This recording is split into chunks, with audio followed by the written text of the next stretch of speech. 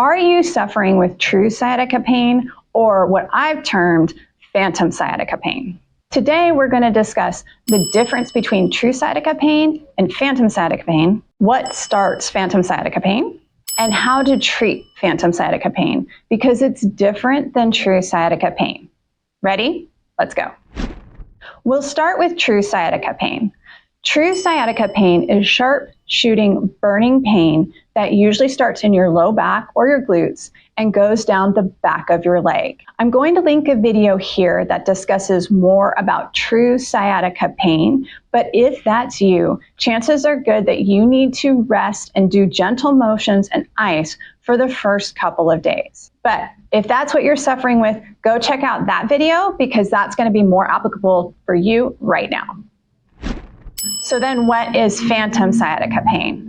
Phantom sciatica pain is a term I have created for people who suffer with what's more of a fascial pain than a nerve pain that usually comes on with prolonged sitting. Now, many people who struggle with this have had a previous episode of sciatica pain, and they've had to take the appropriate steps to make sure that they deal with the sciatica pain. But phantom sciatica pain has to be treated differently because, again, it's more of a fascial issue as opposed to a nerve issue. You see, the sciatic nerve travels in and out of the fascia throughout the low back, hip, and lower leg, and it can get stuck as it goes in and out of the fascial sheaths. When it does that, the pain is a deep, achy pain that occurs along the same path as the sciatic nerve because it's still the same nerve that's affected, but it's a different pathology. So this is not an active inflammation that needs to be calmed down. This is a fascial tension that actually needs to be stretched out. And if you've watched any of my sciatica videos, I always say, don't stretch your sciatic nerve. And that's true when you're dealing with true sciatica pain, that deep, sharp, burning pain. However, phantom sciatica pain, we're going to treat differently because, again, it's a fascial issue as opposed to a primary nerve issue. Why does phantom sciatica pain start? As I mentioned previously, it's usually after prolonged sitting. So people will sit for a prolonged period of time. Usually they're not in the best posture. This often happens in car trips because you're sitting for a long period of time in those car seats. It's nearly impossible to get those seats correctly fitted for you, and you're stuck with that vibration for hours at a time. Often, if you've previously had sciatica, this will aggravate your symptoms and actually cause a phantom sciatica pain. However, if you sit for prolonged periods of time at work and you don't have good foot support, that can also increase your sciatica symptoms. I actually have one patient who would go to a bar on Friday night and sit on a bar stool, and her feet kind of hung down. There was a place to kind of rest her feet, but not really place her feet. And every time she came into the clinic, she's like, hey, I'm having this sciatica pain. We talked about it and realized that it was from the bar stool. So instead of sitting on the bar stool on Friday night, she just had to go sit at a table so her feet were firmly planted on the ground. All right, the important question is, how do I treat phantom sciatica pain? These are the top 4 things that I recommend. Number 1, you need to do some stretching or flossing of the sciatic nerve. Now again, this is not for you if you have active sciatica pain. It's if you have that deep, achy pain that goes down the back of your leg that I call phantom sciatica pain. For you, I would recommend stretching your hamstrings, your calves, and doing some flossing to get that nerve moving correctly. Because if that nerve is getting stuck in the fascia, you need to floss it back and forth. And the idea with flossing is just like you're flossing your teeth, you're going back and forth, back and forth. And this helps to release it from anywhere that it's tethered down. The second thing that I need you to do is get your blood flowing, and the best way to do that is cardiovascular exercise.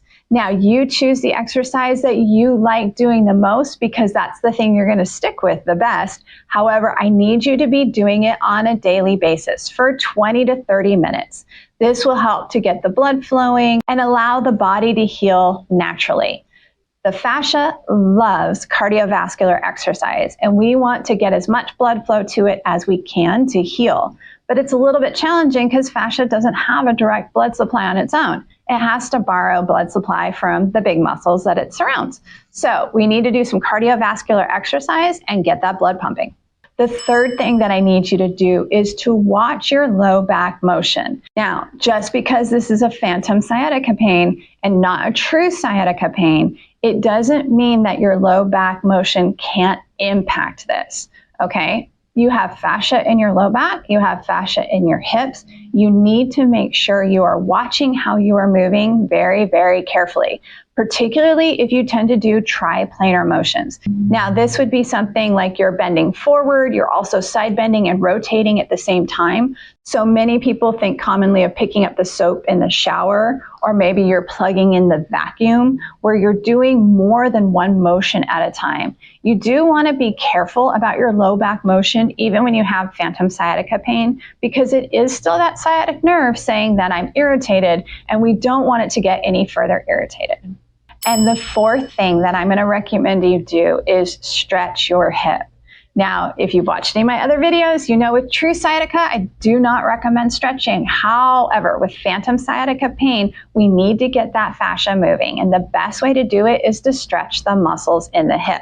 It is literally impossible to stretch fascia on its own, but all that fascia surrounds the muscles. So if we stretch the hip muscles, we're going to be passively stretching the fascia as well. Now, I'm going to link a video here that shows my favorite hip stretches, as well as some strengthening exercises that I like to do. Often, if you have sciatica pain, you need to do some strengthening of the glutes because chances are they've kind of shut off and stopped activating properly. So this video is going to go through not only my favorite stretches, but my favorite strengthening exercises for the hip to help you eliminate this phantom sciatica pain. And how do I know they work? Because I've actually used them myself. Whenever I get phantom sciatica pain, which usually happens after I fly to a conference, so I'm sitting, and then I go to the conference, and then I'm sitting, and I come back, and I have this phantom sciatica pain. So this is the routine that I use whenever my phantom sciatica pain flares up. Go check it out.